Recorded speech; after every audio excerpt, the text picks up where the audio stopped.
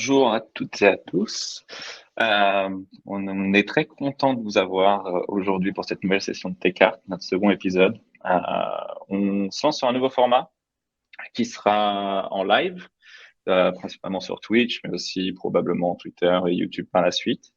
Et ça nous permettra de faire des releases un peu plus souvent, d'être plus flexible sur la manière dont on va gérer les choses et d'avoir quand même des invités super, super cool, comme aujourd'hui par exemple. Makio 135, alias Lionel Radisson. Hello. Et comme petite surprise, c'est le nouveau duo Makio and Flows. Voilà. Non, blague à part, L'annonce. j'avais en effet prévu mon intro avec les doubles Makio, mais on a un petit souci et David nous rejoindra sûrement un peu plus tard. Il avait peur du clash Makio et Makio. Exactement, exactement. Voilà. Du coup, on aura toujours des gens qui vont double taguer les Makio et ça va faire C'est plaisir. ça. Mais en fait, on les a jamais vus ensemble, c'est peut-être le même. Oui, c'est ça. Mais attends, si tu regardes bien sur les photos, en effet, tu sais, aujourd'hui, avec toutes ces intelligences artificielles.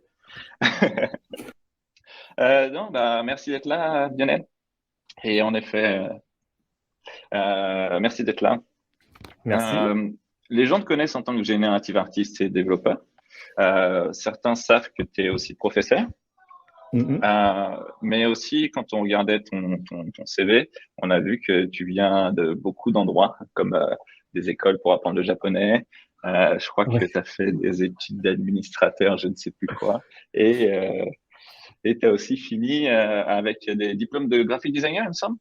ouais, c'est ça. Ouais, ok, vous avez tout regardé, le Ah bah, CV, tout en on est détail. Je d'accord. pensais garder des trucs En dans surprise. l'oubliette, mais c'est pas grave.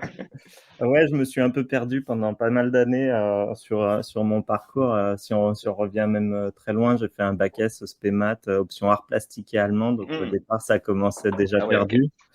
Après, je me suis dit, bon, j'ai envie d'apprendre le japonais, je vais faire un DUG. Ça n'existe plus depuis longtemps. Le DUG, c'était un diplôme universitaire en 2 ans d'anglais-japonais. Donc, Mhm, parce que les langues, ça sert toujours. Et puis parce que j'étais curieux, envie d'apprendre. mhm. Après, le programme de licence me plaisait pas trop, donc je me suis dit, faudrait faire des vraies études pour avoir un vrai métier. Donc j'ai continué à l'université, je me suis lancé dans une licence d'économie-gestion. Ok. En fait, c'était l'enfer. J'ai quand même tenu 2 ans et demi, et puis arrivé au bout des 2 ans et demi, j'ai tout quitté, j'ai tout plaqué, et puis j'ai pris un peu de temps pour réfléchir à faire des dossiers, chercher ce que j'avais envie de faire, trouver une école. Mhm. Et du coup, j'ai intégré les Beaux-Arts de Saint-Étienne, les Beaux-Arts de Saint-Étienne, où ils avaient une option communication et une option design. Et Mais c'est à partir de quand, du tout, que tu as trouvé ah ouais, l'existence du code? du coup ouais, ça a fait un pas mais, et du coup, je suis rentré aux Beaux-Arts à 25 ans. Donc, pas forcément avec la vie que quand on sort d'une mise à niveau à appliquer et qu'on Hmm. y va. Enfin, moi, enfin, j'avais une idée de ce que je voulais pour bosser, et puis pour retourner bosser ensuite le Mhm. plus tôt possible, parce que bon, au bout de 3 ans, ça me faisait quand même 28 ans, donc il était pas mal pour commencer à bosser. Euh, enfin, vraiment, dans un truc qui me plaisait. Et donc, en première année, on se fait 10 heures de dessin par semaine, de la peinture, des choses comme ça, très, très traditionnelles. Et c'était un peu, c'était pas forcément ce dans quoi j'étais à l'aise. Et en deuxième année, j'ai découvert Processing, et ça a été la révélation. Ah, la Voilà. porte Donc, j'ai d'entrée. découvert le code aux Beaux-Arts. Ok. Et tu t'es directement mis à fond dessus ou ça a mis un peu de temps pour Ouais, ça a été vraiment fonctionner? la révélation. D'un coup, avec un ordinateur, je pouvais faire de la 2D, de la 3D, de l'animation, du son, de l'interaction avec la caméra. Et du coup, je me suis dit, pour tous les rendus que j'avais à faire, j'essayais d'utiliser Processing pour le faire. Donc, Ok. voilà, squatter les forums Processing, tous les tutos trouvés à l'époque. Yes. Ok, je vois. Et je crois savoir aussi, tu m'avais parlé la dernière fois de ton amour pour street art et aussi c'est une de tes grosses inspirations, il me semble, dans tes Ouais, créations. c'est Et ça. c'était au Beaux-Arts, t'en faisais beaucoup? Alors, ça remonte même à bien avant. Là, on remonte presque au collège-lycée. Et puis, ouais, pendant que j'étais à la fac aussi, on a pas mal de à la fac. Enfin, Ok. moi, j'avais pas mal de temps. Et du coup, ouais, du coup, je faisais, enfin, j'étais pas mal dans le graffiti. Et d'ailleurs, mon pseudo Makio 135 vient de cette Bien. époque. C'était à la fois, un- en fait, le mot Makio, en fait, ça vient d'une figure de roller. Je faisais Ok. du roller à l'époque. Donc, ça aurait pu être plein d'autres noms de figures bizarres. Mais Mais pour Makio embêter connaît David René bien. Et alias puis, Mike 64, c'est comment? bien.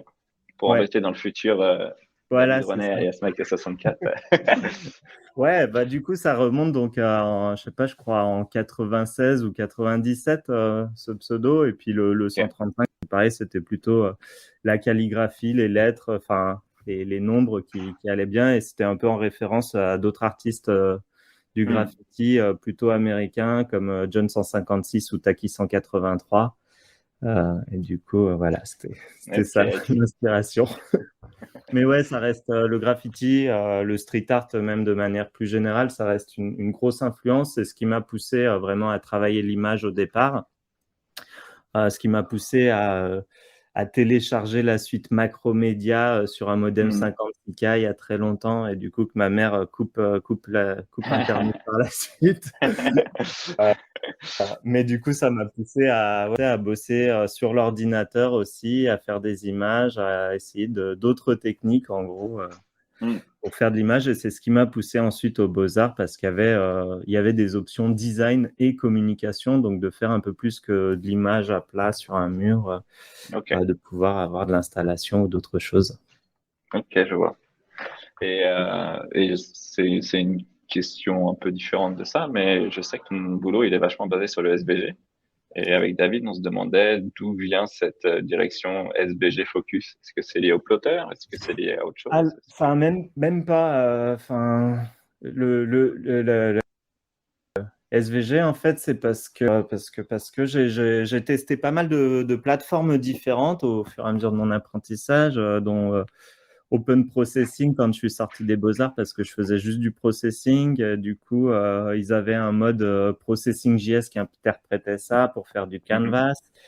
Après, quand j'ai voulu toucher un peu plus de HTML et de CSS, je suis allé progressivement sur CodePen. Et puis, au fur et à mesure des années, comme je faisais aussi pas mal de pédagogie, j'étais toujours intéressé par rechercher des nouveaux outils qui facilitent la chose. Et du coup, je suis tombé sur une plateforme qui s'appelle Observable, qui a été développée entre autres par Mike Bostock, donc le développeur de D3JS. Ok, Et il y avait, donc ça permet de faire des notebooks, donc ça vient plutôt du monde scientifique pour construire progressivement un algorithme et travailler avec de la donnée, l'exploiter, la structurer de différentes façons, vous pouvez réaliser. Et du coup, sur cette plateforme, il y avait des helpers, par exemple, comme HTML pour pouvoir avoir une chaîne de caractères qui soit rendue comme des éléments HTML. Et puis, il y avait un autre qui s'appelait SVG, et ok, on tapait directement du SVG à l'intérieur. Et donc, quand j'ai commencé à regarder ça, je me suis fait attendre. En gros, c'est un template literals. Donc, tu sais, avec les backticks, tu Mhm. tapes, ta chaîne de caractères à l'intérieur. Donc, je me suis dit, bah, attends, je peux mettre une fonction à l'intérieur et puis générer différents éléments. Et du coup, ça m'a poussé vraiment à développer, à tester des choses, à développer des outils et à faire des choses de plus en plus complexes sur Observable. ok. Et du coup, bah, le côté vectoriel, de pouvoir le faire à n'importe quelle taille, ça m'intéressait aussi vachement, parce que j'avais envie de pouvoir faire des prints ou ce genre de choses. Mhm. Et du coup, voilà. Après, je travaillais, Ouais, ça marche bien pour ça. voilà, c'est ça. Après, j'ai bossé aussi pendant pas mal d'années dans un Fab Lab, donc j'avais aussi la possibilité d'utiliser des machines comme des coupes laser, numérique ou même plotter. Donc le SVG, ça me parlait parce que c'était aussi un moyen de pouvoir réutiliser ces machines par la suite. Ok, je vois. Ah, bonne idée. Et attends, je crois que j'ai une nouvelle dans l'oreille. dans l'oreillette. Le clash Makio va pouvoir commencer. Ça y est, c'est parti. Hello. Hello. Tiens, wow. Bah, je suis super content d'arriver sur votre stream. On t'attendait. J'ai eu quelques déboires juste avant. Donc voilà, je suis Ok, enfin là. bienvenue. Ça nous fait plaisir de t'avoir ici. Super. Et en prochaine question qu'on avait, c'était le NFT. Il y a eu un avant, il y a eu un après pour toi. Notamment, il me semble que pendant très longtemps, tu étais responsable de formation à Lyon. Ouais. Et maintenant, tu as mis un peu, t'as tiré ta révérence pour te focus sur là. Ouais. Ouais, il y a eu un avant-après, il y aura peut-être un après-après, je sais pas. Mais ouais, en fait, c'est ce que je disais. J'ai découvert Processing il y a un peu plus d'une dizaine d'années. J'en ai toujours fait. J'ai toujours été intéressé par créer des pièces et par la magie qu'on peut créer justement avec quelques lignes de code ou des fois un peu plus que quelques lignes de code. Mais c'était surtout un moyen d'apprendre, de découvrir et puis après de pouvoir avoir des choses aussi à partager comme je faisais de la pédagogie. Et en fait, en étant dans une formation, ou du moins on faisait de la formation au sein d'un Fab Lab autour des technos de prototypage, et du coup, je me suis dit que j'allais forcément avoir des étudiants qui allaient se pointer en me parlant de projets de blockchain et de NFT. Et je me suis dit, OK, je vais rien y comprendre. Donc, comme j'ai plutôt une approche empirique, je vais tester. Okay. Et en me disant, OK, il y a des gens qui vont m'acheter un GIF. Et en fait, il y a des gens qui m'ont acheté des GIFs. Et donc, tu restes un peu pantois la première fois. Et donc, tu réessayes. Comme j'avais pas mal de productions que j'avais pu faire, je m'étais fait aussi, à peu près un an avant, je m'étais fait un outil pour faire des boucles, justement, un peu à la Beats and Bombs. Enfin, dans l'idée de faire des boucles visuelles. Donc, j'avais pas mal de productions.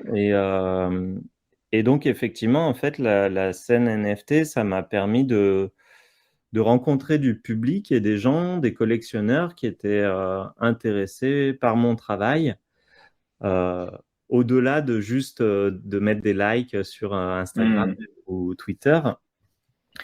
Donc, ça fait se poser une grosse question aussi, c'est est-ce que ça reste juste mon travail à moi? Est-ce que je la transmets au public aussi dans une certaine manière? Ça m'a en tout cas me fait poser la question aussi de me dire, OK, c'est pas juste un hobby que j'ai depuis, c'était une passion, c'était le truc que je faisais le soir pour me détendre ou pendant que ma fille fait une sieste, je faisais ça le samedi après-midi. Mais je m'étais toujours dit, si j'ai du temps, c'est ça que je veux faire. C'était un peu mon truc à la retraite, je ferais ça. Ok. Et donc, ça m'a poussé vraiment à me dire, OK, peut-être que je peux aller un peu plus loin que juste des petites expérimentations. Je peux essayer de travailler plus mon style et prendre plusieurs jours pour faire des pièces plutôt que de les faire en 1 heure et demie ou des fois un peu plus. Mais vraiment d'aller plus loin, et ça m'a fait justement considérer la question de OK, pourquoi pas me lancer à plein temps. J'ai des gens qui me soutiennent, j'ai reçu énormément de soutien sur mon travail, et donc de me dire OK, c'est pas juste une passion, c'est vraiment ce que je veux faire, et du coup de me lancer là-dedans. Après, ça faisait déjà un petit moment que je me posais, que j'avais l'envie de retourner à une partie un peu plus créative dans mon travail. J'ai commencé à faire de la pédagogie où je faisais des ateliers pour 10 personnes entre midi et 2, des petits ateliers en face à face, et j'ai terminé en gérant un cours où j'avais 2000 étudiants par an. J'avais 35 tuteurs par semaine à gérer. Donc c'était devenu plus que de la c'était devenu de l'organisation et de l'administration principalement. Donc je voulais revenir à quelque chose de créatif. Et au même moment, j'ai eu du coup tout ce soutien au niveau de la création que je pouvais avoir, qui était juste un truc que je faisais à côté avant.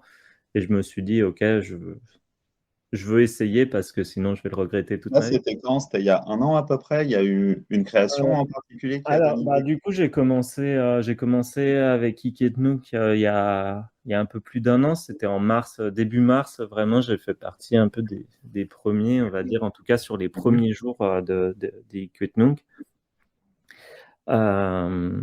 J'ai suivi pas mal d'artistes, hein, bien sûr, comme Joanny Lemercier, Matt Deslauriers, Frédéric Van Hout ou Quasimondo. J'ai plus la liste. On a eu même débat avec William la dernière fois. Comment on prononce ça? Et donc ouais, j'ai commencé en mars dernier, mais j'ai vraiment eu le déclic, je pense, cet été de faire le changement. Pour la première fois, j'avais besoin vraiment de vacances, donc j'avais pris 4 semaines. Et en arrivant au bout des 4 semaines, j'étais un peu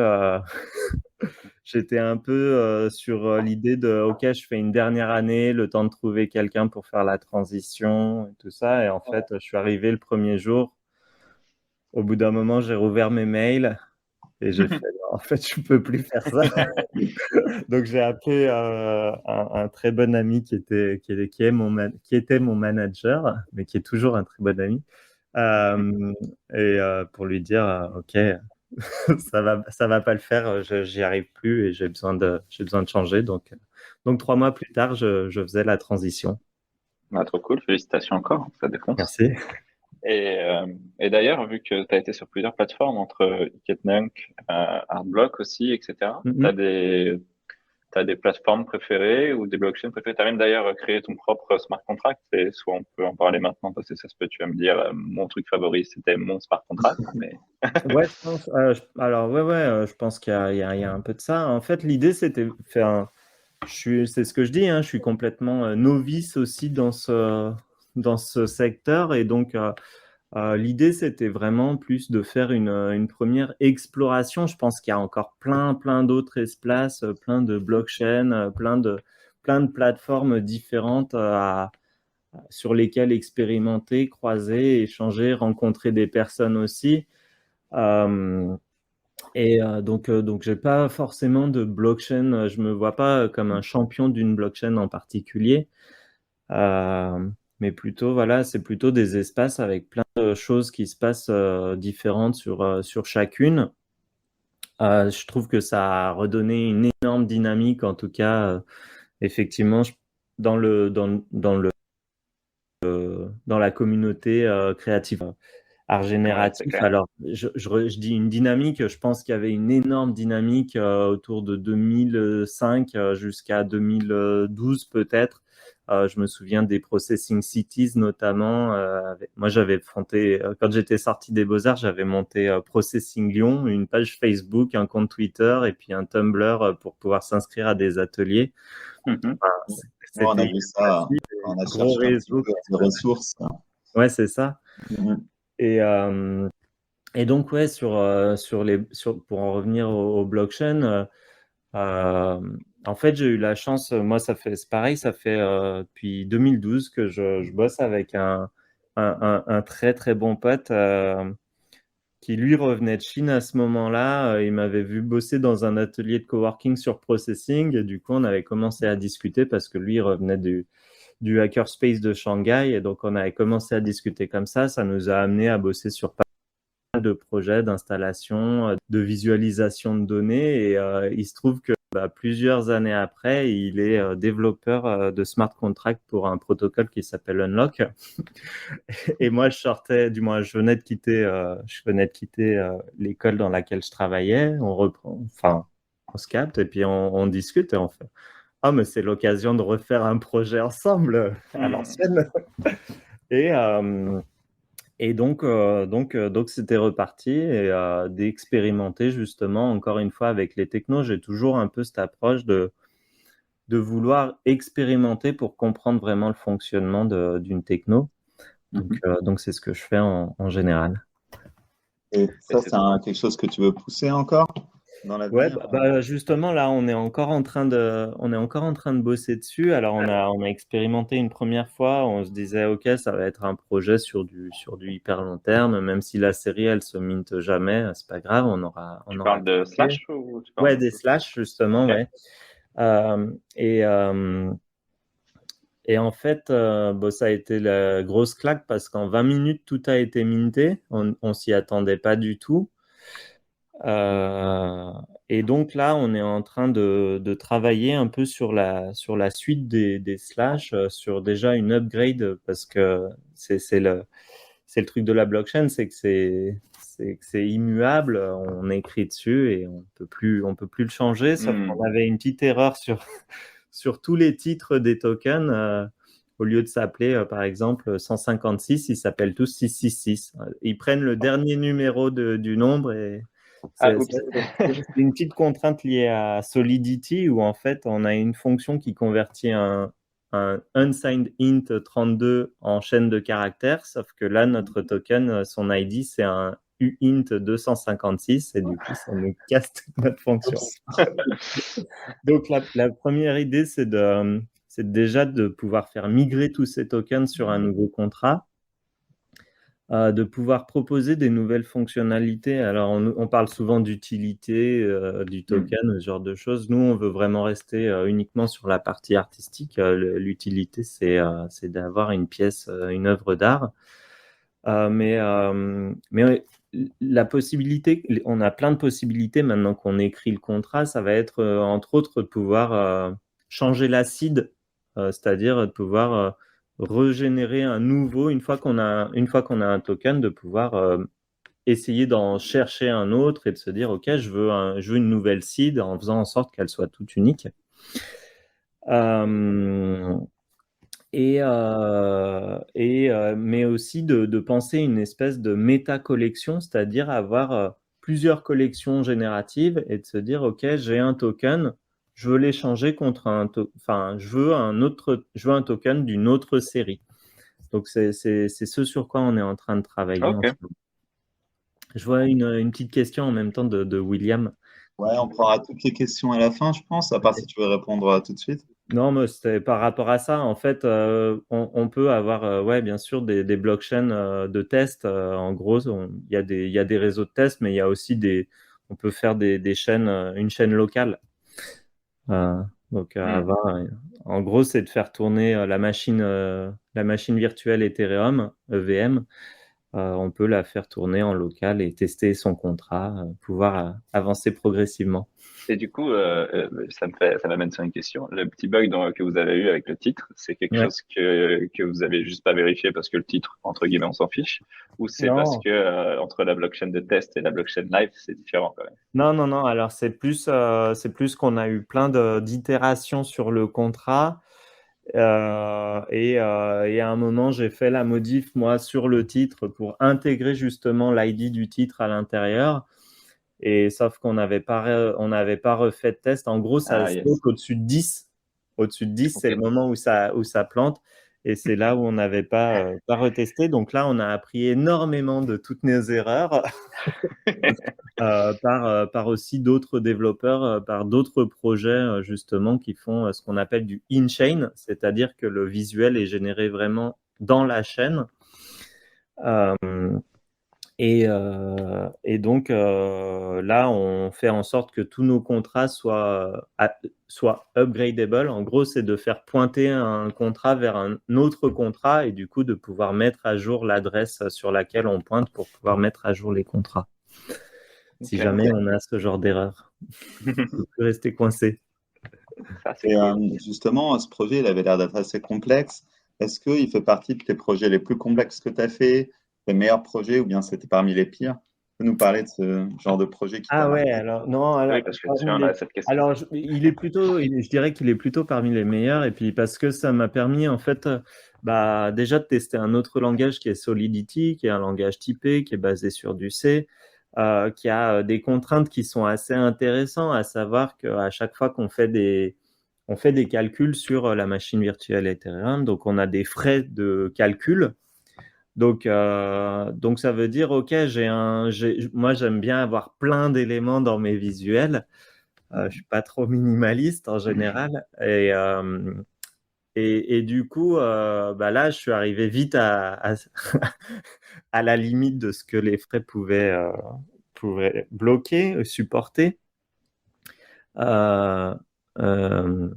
Et donc, d'avoir vraiment du code créatif, de se renseigner vraiment sur le SVG et par exemple la balise use qui nous permet de réutiliser des éléments autant de fois qu'on le veut, ou des groupes d'éléments, et puis après de les scaler, de leur faire une rotation, ce genre de choses, donc de pouvoir les réutiliser.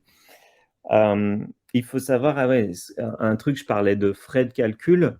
En gros, nous, l'idée, c'était pas de faire que quand on veuille un token, on ait à payer 1000 balles juste de calcul.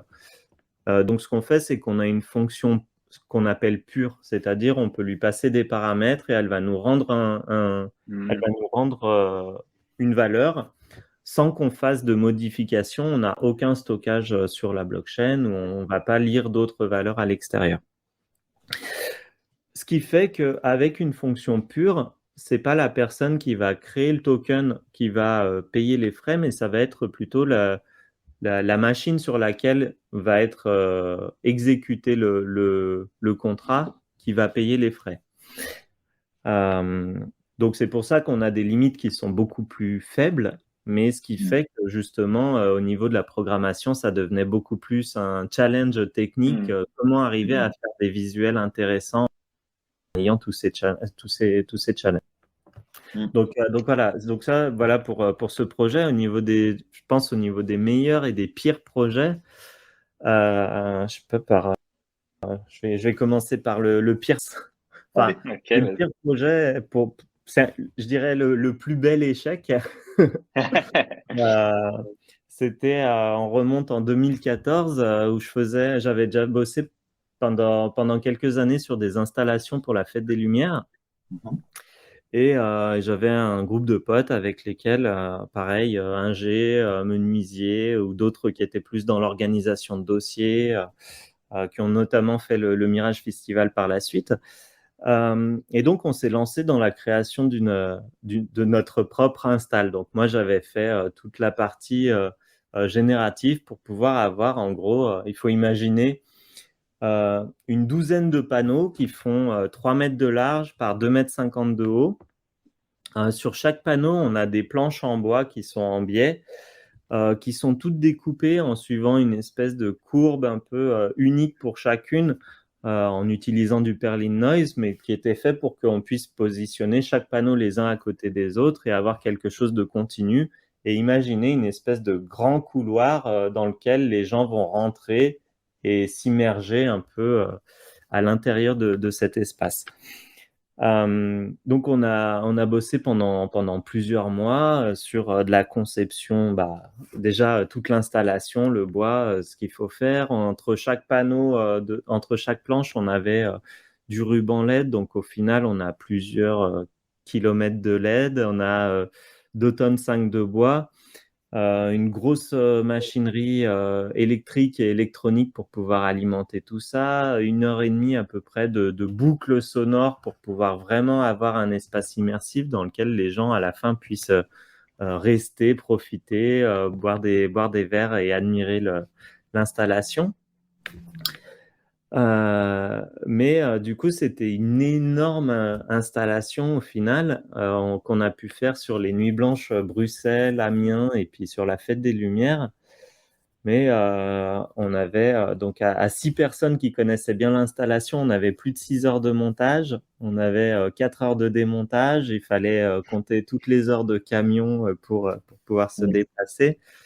Et donc même si les gens ont adoré l'installation, le public a vraiment adoré l'installation, nous, c'était pareil. C'était un gros challenge technique à monter et à utiliser, mais ça fonctionnait bien. Le problème, c'est que quand après, les festivals nous ont approchés pour pouvoir installer ça et qu'on leur a dit, OK, il faut déplacer 6 personnes, donc il faut les hôtels, les billets d'avion pour 6 personnes. En fait, tout de suite, ça a été non, on ne peut pas le faire. donc voilà, on a bossé des mois là-dessus. On a fait des heures et des heures d'installation et de démontage pour qu'au final, je pense, il y ait eu une trentaine d'heures d'exploitation de l'installation. Et puis qu'elle retourne dans un garage après. Le choix des installations. Voilà, je reste très mitigé sur la réussite et l'échec de ce projet, mais ouais, ça m'a appris en tout cas la modularité et puis le fait de pouvoir réutiliser en tout cas des briques techniques. On a refait après des projets similaires d'installation où et cette fois, tu te Ouais, mais dis, c'était du coup beaucoup plus light. C'était à base de vidéoprojecteurs et du coup plus facile à mettre en place. super. Donc voilà pour le plus bel échec, on va dire. Et puis sur le projet qui me tient le plus à cœur, je dirais que c'est ma série que j'ai pu faire sur Artblock, justement, une série d'art génératif. Oro. La série s'appelle Oro, voilà. Où en fait, pendant des années, j'ai créé des pièces en étant plutôt dans une recherche purement graphique et technique. Et là, c'était vraiment la première fois que je voulais dévoiler plutôt ma partie artistique sur un projet. Je voulais partager mes inspirations comme le graffiti, l'architecture, différents mouvements artistiques ou alors certains peintres, de la calligraphie, des designers, enfin toutes ces choses-là qui font vraiment, qui me nourrissent dans ma production. Et l'idée, c'était vraiment de pouvoir retranscrire toutes ces influences dans cette série pour pouvoir aussi me positionner justement par rapport à elle. C'était vraiment artiste, je me positionne par rapport à d'autres choses qui se font et pas être uniquement dans une production un peu linéaire ou une errance. Enfin, parle pour moi, pour ma partie, mais enfin, j'allais dans plein de sens. Je faisais du SVG, des boucles, des choses interactives. Et là, j'avais vraiment envie de refaire un point et de partager un peu tout ça. Et donc, j'ai commencé à bosser sur cette série juste un mois avant de quitter vraiment mon travail. Donc, c'était vraiment, je sentais le passage arriver et j'avais envie d'exprimer un peu tout ce que je voulais, justement, en passant de freelance et pédagogue à justement ce rôle d'artiste. Et donc, pendant 7 mois, j'ai travaillé sur la série à peu près. J'ai développé plein d'outils, notamment pour la création de palettes, parce que j'ai généré un paquet de palettes. Enfin, je les ai pas générées, je les ai toutes faites à la main et ça m'a pris un certain nombre d'heures. Mais voilà, de pouvoir construire encore une fois des choses progressivement, mais en ayant en but de pouvoir exprimer toutes ces influences dans mon travail. Tu peux nous Et décrire un petit peu. Ouais. Ah, désolé. Je voulais que tu nous décrives un petit peu le process, justement, parce que 7 mois, c'est long. Tu vois, tu disais.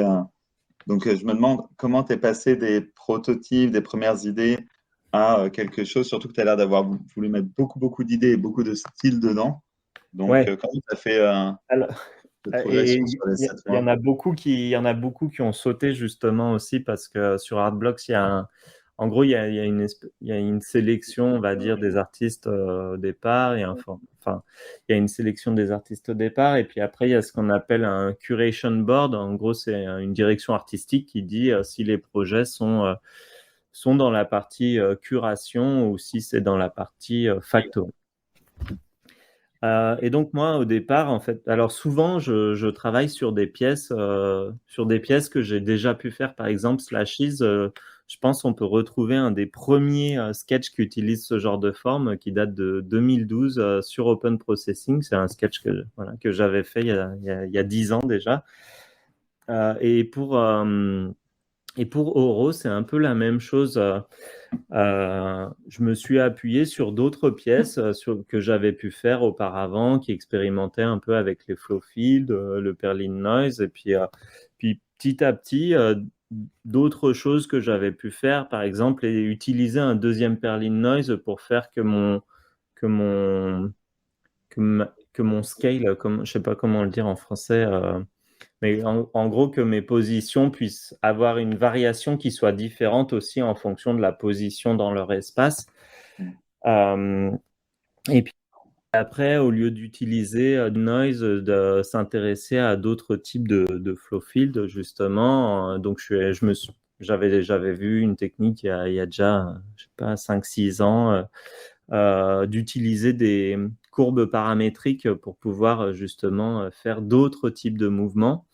Et donc, c'est quelque chose que j'ai réutilisé, mais avec le style que j'avais aujourd'hui, à savoir des choses avec des traits beaucoup plus épais, beaucoup plus de transparence, avoir aussi de la profondeur avec des jeux d'ombre. Et donc, il y a toutes ces choses qui sont ajoutées progressivement, mélangées pour arriver à vraiment un style qui soit assez proche de la peinture et de donner du mouvement. Au départ, j'avais juste ça, et puis j'avais pensé à ce que l'œuvre en dehors, une fois que la pièce est mintée, on va dire, que ces visuels allaient vivre aussi en dehors d'une plateforme numérique. Donc, j'avais pensé différents ratios. Donc, j'avais du 2/3 en portrait et en paysage. J'avais du 16/9, j'avais du carré aussi. Mais je me suis retrouvé dans plein de contraintes techniques aussi quand je suis arrivé devant la plateforme. Enfin, vraiment, la première chose que les gens vont voir, c'est la série dans son ensemble. Ça va tout être dans des miniatures qui sont toutes uniformes. Donc, j'avais tenté de partir sur des miniatures carrées et donc d'avoir le visuel qui soit centré avec le même visuel avec du flou. Mais en fait, ça faisait perdre de la lisibilité sur la pièce. Donc, au final, je me suis dit, OK, quand j'ai eu les retours du Curation Board, je me suis dit, OK, il faut que je me concentre uniquement sur ce qui me plaît sur cette série. Qu'est-ce que je veux en faire?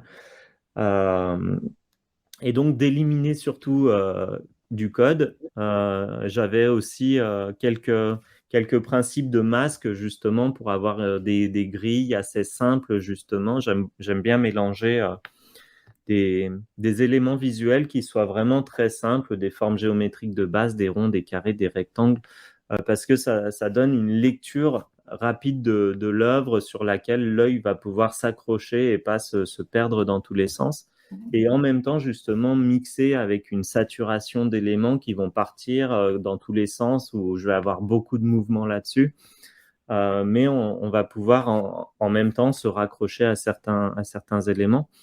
Et donc, toutes ces choses-là se sont construites vraiment progressivement. Alors, sur un travail où on a 7 mois sur la même pièce, on va dire, sur la même série, il y a forcément des moments où, au début, on est à fond, on se dit, ouais, ok, ça, c'est super intéressant, vas-y, je le pousse.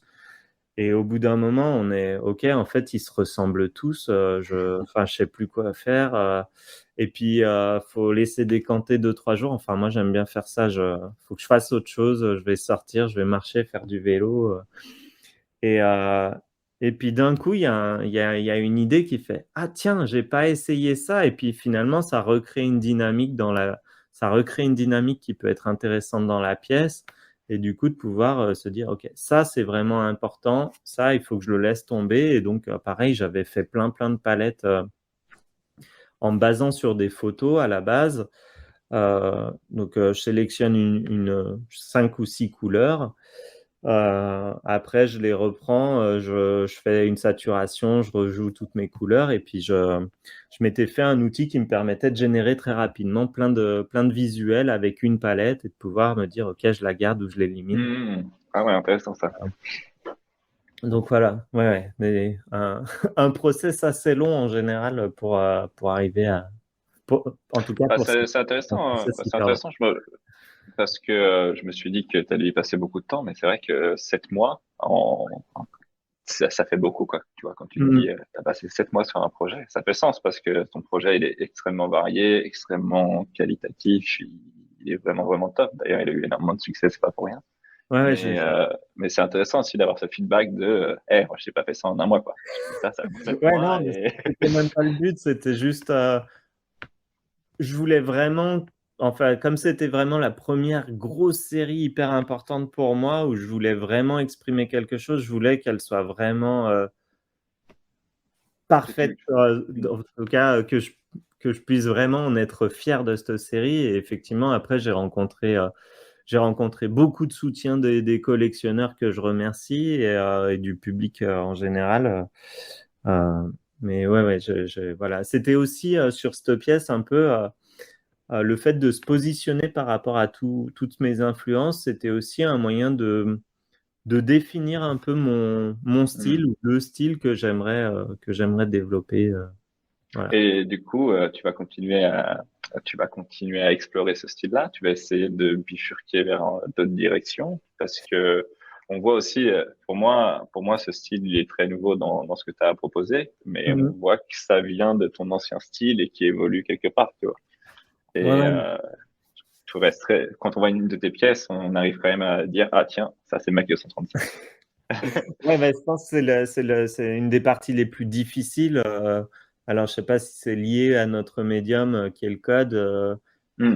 Enfin, parce que je sais pas faire de peinture. J'ai toujours dit que si je savais peindre aujourd'hui, je serais peintre et je serais pas devant un ordinateur, mais je sais pas peindre. Je sais coder et aujourd'hui, c'est mon moyen d'expression.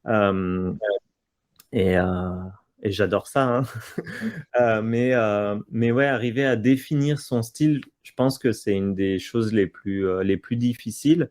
Et effectivement, je pense qu'aujourd'hui, je commence à trouver mon style, à trouver les éléments, des éléments de langage graphique, en tout cas, qui correspondent à ce que j'aime faire. Et donc, ouais, je vais forcément réutiliser ce genre de choses. Alors, je pense qu'il va falloir un petit peu de temps aussi, justement, pour trouver Hmm. comment, comment en dévier progressivement, pas de refaire la même chose à chaque fois. Mais je pense qu'on est toujours dans une continuité. C'est ce que je disais avec les slash, où j'utilise des pièces que j'ai faites il y a 10 ans. Bah, c'est pareil, c'est de se réappuyer là-dessus et de voir comment est-ce qu'on peut les faire évoluer progressivement, aller plus loin. Trop cool. Hâte de voir. Et oui, du coup, Et pour toi, c'est pas une limite. Tu te dis pas, si je pars dans un nouveau style ou si j'essaie quelque chose de trop nouveau, mes collectionneurs ou ma communauté va être un peu déçue. Toi, tu vois pas du tout ça comme ça. Tu Ouais, explores, tu continues de manière non, alors générale. je vois plus forcément ça comme ça parce que enfin, si on regarde justement dans tout ce que j'ai pu faire avant, je suis déjà parti dans plein de directions, donc finalement, je continue à m'appuyer sur ces choses-là. Euh, Après, aujourd'hui, justement, enfin, ça, c'est vraiment relatif, on va dire, au travail des NFT. Mais, euh, mais c'est peut-être aussi de plus forcément tout minter. Enfin, je vais continuer à produire des choses où il y aura juste des boucles qui seront partagées sur Twitter et ok. sur Instagram. Euh, mais voilà, ça sera plus des choses personnelles, mes explorations et de me dire, OK, j'explore dans plein de choses. Si vous voyez pas de continuité avec ce que j'ai pu faire avant, c'est normal, c'est parce que j'essaye des choses nouvelles. Mais à un moment, je verrai comment les raccrochements au wagon et de se dire, OK, voilà, ça a du sens, ça a une continuité graphique avec d'autres choses. Euh, ouais, c'est voilà, de voir un Make peu sense. ce genre de rapport. Et on va arriver sur la conclusion. Après, on prendra aussi des questions si jamais il y en a des nouvelles. Du coup, tu veux revenir à un seul format, c'est ça? Tu veux dire, Julien, tu parles d'un seul format par rapport à Ah, Unblock bloc, qu'il a sorti à la fin. ouais, du coup, je me suis arrêté sur un format 2 tiers, portrait, justement pour avoir du format 40 par 60 qui soit facile à encadrer. Hmm. Pratique. Voilà. Et du coup, là, toi, c'est quoi la suite? Tu as des projets en cours en ce moment? Des choses, des Alors là, nouveaux objectifs? ouais, alors la suite, là, c'est vraiment l'upgrade des slash et la méta collection. Alors, je crois que j'ai partagé juste quelques visuels sans forcément annoncer ce sur quoi ça faisait. Ça fait ça fait à nouveau des arcs de cercle avec Hmm. plein d'éléments, plein de layers. Et c'est toujours fait donc avec Solidity, et donc ça va être un peu la deuxième collection de la méta-collection. Et du coup, là, c'est plus d'expérimenter encore une fois avec le médium, avec les possibilités qu'on peut avoir justement en écrivant son propre smart contract. Et voilà, de pouvoir rechercher, de pouvoir donner l'occasion aussi au collectionneur de rechercher lui-même une nouvelle seed s'il le souhaite, parce que je comprends tout à fait qu'on puisse ne pas être toujours satisfait quand on minte une pièce d'art génératif. C'est pas forcément la palette qu'on voulait, c'est pas forcément le style qu'on voulait, et du coup de se dire ok, on peut essayer ça différemment. Donc ça, c'est vraiment le gros travail sur lequel on veut avancer. Et puis après, je pense on va voir par la suite, mais continuer justement dans cette méta-collection à faire quelques séries différentes. Et puis après, c'est aussi de voir, justement, je m'intéresse pas mal au print, de voir comment faire d'autres choses que d'être dans le numérique, de voir aussi sur des expositions, des galeries, des choses comme ça. Un retour au plotter peut-être, ou des collaborations intéressantes. Plotter, j'ai investi dans un plotter A2 et j'ai très très envie d'en refaire. Et est-ce que tu as un projet si tu as envie de le partager, ça toi tu diras non, c'est top secret, mais est-ce que tu as un projet qui te fait rêver ou un objectif en tant qu'artiste Par exemple, dire, alors là, je suis trop content. Pompidou, Ouais. etc. Voilà. Alors je l'avais pas vu venir cette question, mais c'était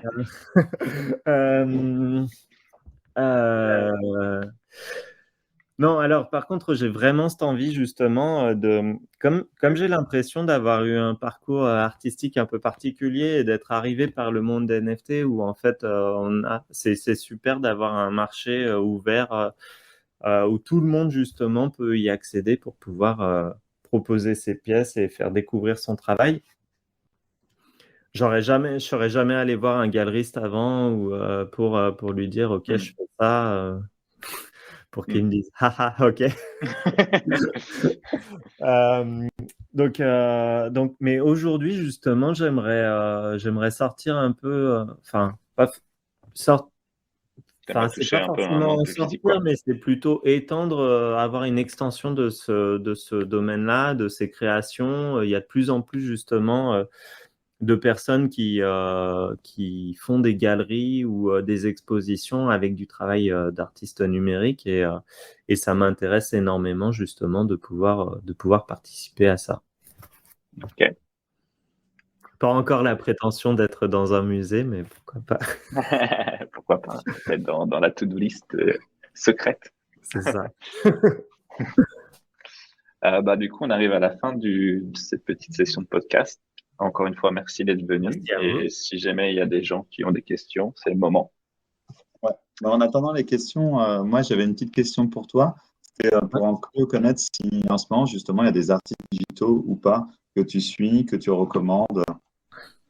Ouais, alors oui, il y en a énormément. Alors j'avais cette question justement sur partager enfin des inspirations et c'est une question qui est en fait super dure de se limiter à un seul compte parce que c'est ce que je disais, du graffiti à l'architecture en passant par de l'illustration ou de la visualisation de données. Il y a énormément de domaines qui m'inspirent, donc j'en ai choisi 4. La série Memories of Quilin d'Émile Xier que je trouve fantastique, qui a été une série justement sur un bloc. Ouais, où le travail de pattern et les mouvements qui sont dedans, la finesse des couleurs, je la trouve vraiment magnifique cette série. Il y a l'article Visualizing Algorithm de Mike Bostock qui est vraiment exceptionnel, je trouve.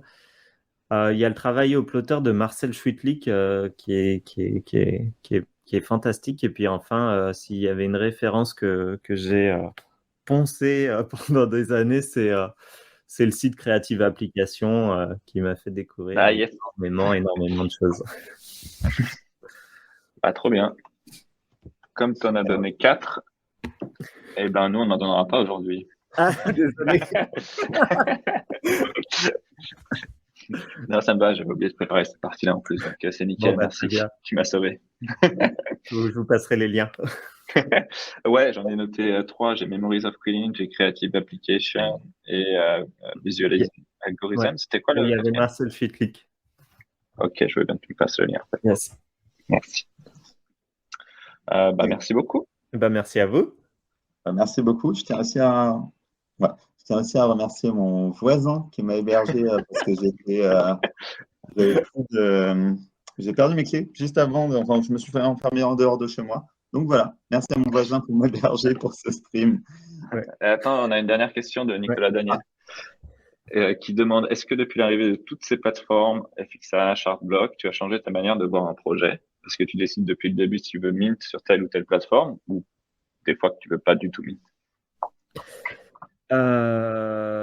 Alors non, ça m'a pas forcément. Enfin, si, il y a un truc qui m'a fait. C'est qu'avant, j'étais plutôt sur. Enfin, avant toutes ces plateformes, avant tous ces trucs-là, je faisais uniquement de la curation moi-même. C'est-à-dire que je faisais mon travail, j'avais mon algo et je sortais quelques visuels voilà, je sortais quelques visuels de cet algo, ou alors au contraire, c'était vraiment d'avoir une pièce qui va explorer elle-même de manière continue, permanente, tout l'espace de paramètres qu'il y a, et voilà, et qu'elle fasse sa propre vie. Là, donc peu importe, quand il y a une pièce qui fait sa propre vie, peu importe qu'il y ait des visuels qui fonctionnent moins bien que d'autres, parce que c'est un instant éphémère à chaque fois et on retrouvera plus visuel, on passera à un autre.